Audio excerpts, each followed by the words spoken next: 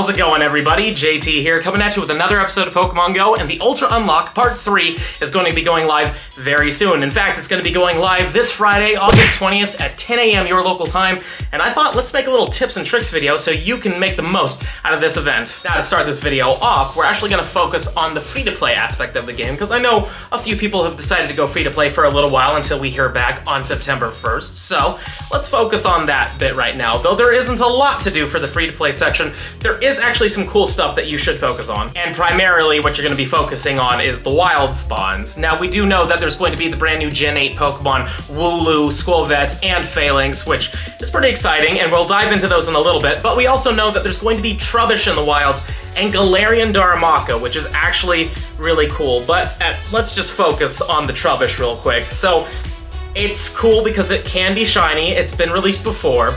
It is useful in some aspects, but not really all that great. As a Garbodor, it's fine, but in the future, there is Gigantamax Garbodor, which could actually be pretty useful. We don't know yet. We have no idea how or even if Gigantamax is coming, but we didn't think Megos were coming, and here they are, so it's definitely worth catching them, maybe getting one of these up to 50, trying to go for that hundo so you could have a hundo for the Gigantamax. But other than that, it's really just not that important. But speaking of the Galarian Darumakas in the wild, this is a big deal. You see, Galarian Darumaka that turns into Galarian Darmanitan has an alternate form called the Zen mode for the Darmanitan. And it's actually the most powerful ice type in the game, which is very surprising. It even beats Shadow Mamoswine. I believe its DPS is 21, which is really high. Again, better than Shadow Mamoswine, which is pretty crazy. So we don't know if or when this is going to be implemented, though they do have something in the code saying that there is a form-changing aspect, and usually how this works is when the Pokemon, I believe Darmanitan has to be either at half or a quarter health, and then it transforms into this. So if that's how it works, that's still good for trying to do raid challenges, especially things like Rayquaza, which is both a flying and dragon type. If you have one of these with, I believe it's Ice Fang and Avalanche, it'll be really good to have, especially if you have 6 of them maxed out at level 50, and possibly one buddy boosted to 51, you could possibly solo a Rayquaza. You can already do it now, though you have to do some little things here and there in order to make it happen. These things might actually make it a lot easier, and I, for one, would love to solo a Rayquaza raid, so definitely focus on the Galarian Darumakas, and maybe, just maybe, they'll release its shiny too, because they released a lot of the shinies for the Galarian forms. Don't know why they didn't do this one quite yet, but if they did, be pretty cool. Also, not to mention that there is no new wild shiny to hunt for. They're all locked behind the paywall at the moment, but again, we'll dive into those in a second, so hopefully there's something new in the wild for you guys to hunt for, and hopefully it's this, because this is pretty cool. I like it. Now, let's dive into those brand new Gen 8 Pokemon, starting with Corvette here. It's a cute little squirrel Pokemon, nothing too crazy, but when it evolves into Greedent, for one, it looks like it deserves to be in a Disney movie, but also, it's got some decent stats on this thing. You see, it has an HP of 260, which is really high. It also has an attack of 160 and a defense of 153, which makes this thing surprisingly decent looking for both gym defending, but also possibly for PvP.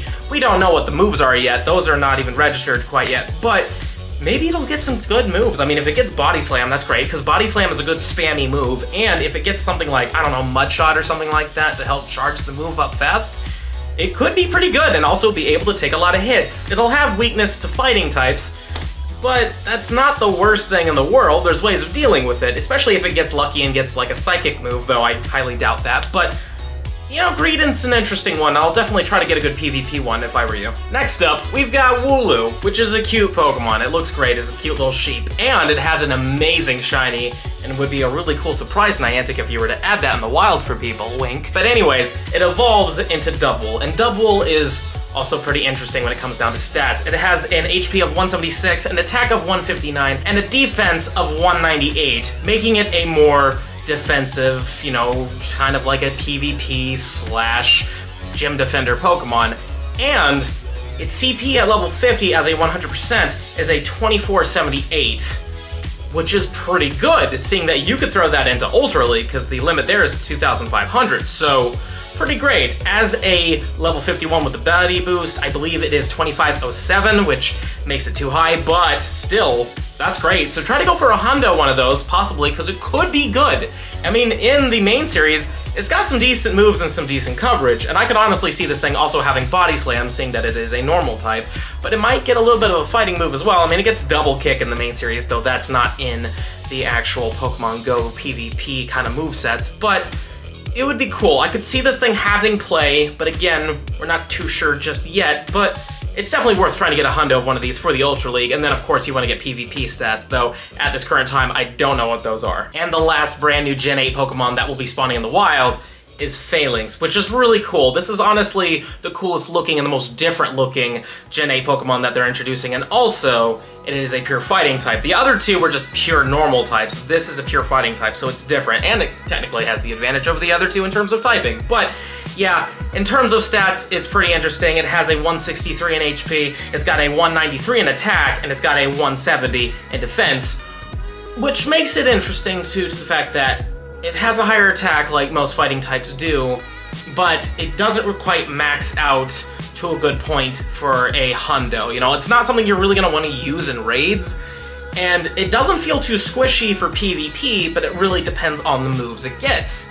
Hopefully it'll have some good moves, but if it doesn't have any coverage for flying types, that's going to be really, really bad. And also, if it really doesn't get counter, I don't know how useful it's going to be. But we still have yet to see what the moves are. Nobody knows that quite yet, but I would definitely say try to get a hundo just to have one. It is a brand new Gen 8 Pokemon, plus there is the hundo dex now in the Pokedex, so you definitely want to fill that out if you can, but it's cool, I like it, but we'll see how useful it actually is. And that's pretty much everything for the free-to-play players, though there is going to be a special limited time research you can work on that we don't know what kind of encounters they'll give you. Hopefully some of the Galarian forms that can possibly be shiny. And then there's also going to be the normal researches that are event-based out in the wild, but we know that they're going to have the Gen 8 Pokemon in them, but we don't know if there's going to be any of the Galarian forms. Fingers crossed there will be, so that you free-to-play players have a higher chance of getting that shiny, or at least somewhat of a chance that you don't have to spend money for. But yeah, that's pretty much it. Definitely try to get some good IVs on the brand new Gen 8 Pokemon, and definitely focus on the Darumaka's. The Darumaka's, you just want to get XLs for them, you want to max them to 50, and you definitely want to get some hopefully high IV ones to do raid challenges with, because as the Zen mode again, they are the best Ice type in the game above Shadow Pokemon, which is very surprising. Now let's focus on the pay-to-play stuff, beginning with pretty much all the new shinies. In fact, all of the new shinies. The easiest one to explain is going to be the Shiny Galarian Weezing, because it's only ever shown up in raids before. It kind of makes sense that you would have to raid it in order to get this shiny, so I'm kind of fine with this one personally, and I feel like it's going to have a shiny rate up of about 1 in 50 to 1 in 75, since you can only get them in raids. You can't even hatch them, so I would definitely say if you really want this, go for it, and I would assume it probably has a higher shiny rate than the others, only because it can only come out of raids. There's no other possibility of getting it, so you're gonna have to raid for it. As for the other brand new Shiny Galarian forms, there's two ways to get them. You can either get them in raids, or you can hatch them out of 7-kilometer eggs. And personally, I feel like the 7-kilometer egg bit is the cheaper way to go with this, especially because with a incubator, you get 3 uses with it, as opposed to a raid pass where you only get 1 use of it. And if you use a super incubator, you can get through them faster, even though those cost a little more. But again, 3 uses for $2 is pretty good comparatively to 1 use for $1, and then we could argue boxes, yada yada, but I do feel like the eggs are probably the better way to go with it. The only downside to the eggs is you don't know what you're going to be hatching. It's all random, as opposed to a raid battle where you know what you're encountering by the end because you were just fighting it. So I would say if you really want to get the brand new Meowth, the Farfetch'd, the Galarian Stunfusk, you definitely are probably going to want to hatch those eggs. And make sure that you have open egg slots. Don't make the mistake of opening your gifts to get these 7-kilometer eggs and having a full egg space, because sadly you are limited on the amount of gifts you can open, and you don't want to screw yourself out of a day where you could have actually had more eggs. But I should also mention that the 7-kilometer eggs aren't going to just have the Galarian forms of Meowth, Farfetch'd, and Stunfusk in them.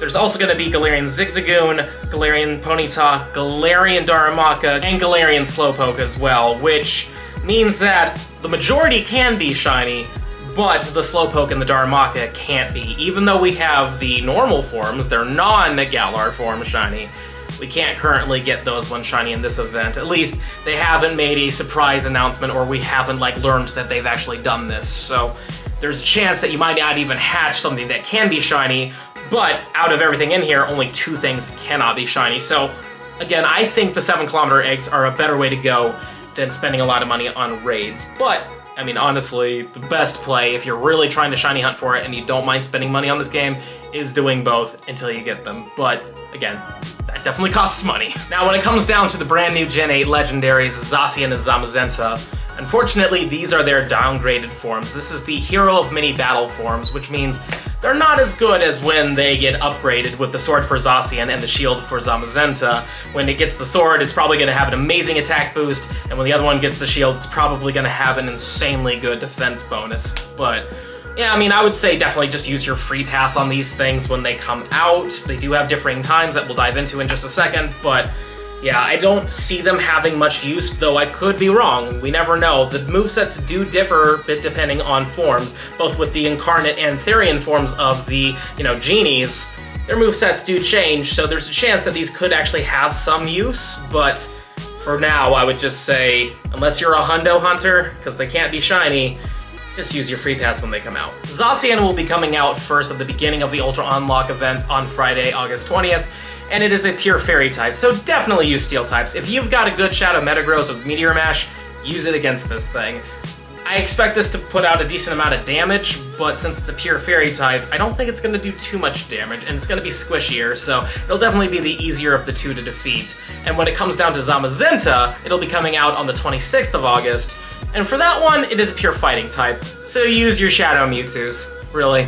Just use Mewtwo in general. Mewtwo with Psy Strike will destroy this thing no problem at all. And again, it's more of a defensive Pokemon, so it'll be probably a little harder to bring down, but probably not as hard as when it gets its upgraded form. So yeah, again, shouldn't be that hard to do. You'll probably be able to take it out with at least 3 to 4 players with good Mewtwo's, but other than that, nothing really to worry about. And the last thing I want to go over is every single raid that's going to be happening for this event. So from August 20th at 10 a.m. local time, the beginning of the event, in 1-star raids, you're going to have Unknown U. It's coming back for the 3rd time. We're also going to have Galarian Slowpoke, which can't be shiny, and honestly, I don't think it's really worth it, but there's also going to be Galarian Farfetch'd, so this is going to be the time to focus on the Farfetch'd in the raids if you choose to do so, and then Galarian Zigzagoon, which is cool, like I like the Zigzagoon, plus there's Obstagoon still, which is pretty useful, so it is worth doing, but I know a lot of people have raided it by now, so it's really up to you there. And then in Tier 3 raids, we're going to have Galarian Weezing, we're going to have Phalanx, and we're going to have Lapras. Lapras has a high shiny rate. It's been confirmed that it's about a 150 to 175 rate, so definitely worth a shot if you really want it. But yeah, that's everything in the 1-stars and 3-stars, and then obviously we're going to have Zacian as our Legendary, and then our Mega is going to be Mega Beedrill. Pretty cool.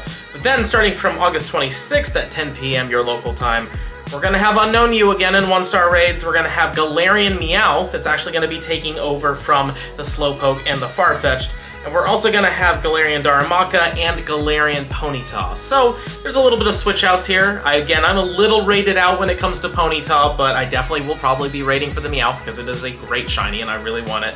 And then in 3-star raids, the Weezing disappears and is replaced with the Galarian Stunfusk. So if you haven't gotten one yet, it's worth a chance to raid it. Plus, with 3-star raids, you have a higher chance of XL Candy, and an XL 100% Galarian Stunfusk is really good for Ultra League. And then there's Phalanx, yet again, it hasn't been changed out. And instead of Lapras, we're gonna have Snorlax.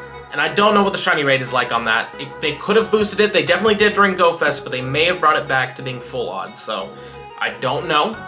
I'm not gonna say that it is boosted, but there's a chance of it, so I would say try to go for it a little bit if you really care about shiny Snorlax. And then obviously our legendary raid will be Zamazenta, and then our mega raid will be Mega Pidgeot. So, yeah, raids are interesting. I don't know how much I'm going to focus on them because, again, I mean, it's a lot of stuff to pay for to get these shinies, to be honest with you. Like, I really wish that some of these were in the wild, like the Farfetch'd and the Galarian Stunfusk. Those have been mass spawned in the wild before. We're at the point where they were like the only thing spawning.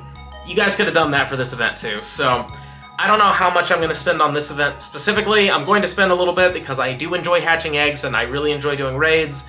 But we'll just see how the shiny rates are, because if they're too hard, I'm not going to spend a ton of money on this event. I'll just wait until there's another opportunity for them to show up, because yeah, this is the last Ultra Unlock, and though Gen 8 is a lot of fun, and I think it's really cool that they're adding these things, the shinies are what a lot of people are really hoping for, because they're the shinies, they're the treasures that everybody wants, so we'll see how it goes. Maybe we'll get lucky and they'll show up in research at the very least, so that there's at least something else you guys can do to hunt for these shinies, but other than that, it's up to you. If you don't want to spend your money, don't do it and send a message. If you do, go for it and have fun. And now that we've gone over all that, this is gonna be the end of the video. I hope you enjoyed it, and if you did, please smash that like button, show me some love, subscribe to the channel, and hit that little bell icon so you know when I upload, and comment down below. Are you excited for this Ultra Unlock Part 3? What are you gonna be focusing on? Are you gonna be shiny hunting? Are you gonna be XL grinding? Please, let me know in those comments down below. And if you really enjoy the content and you want to help the channel grow even more, there's a link to my Patreon in the description box below. But with that being said, this is going to be the end of the video. I'll see you in the next one.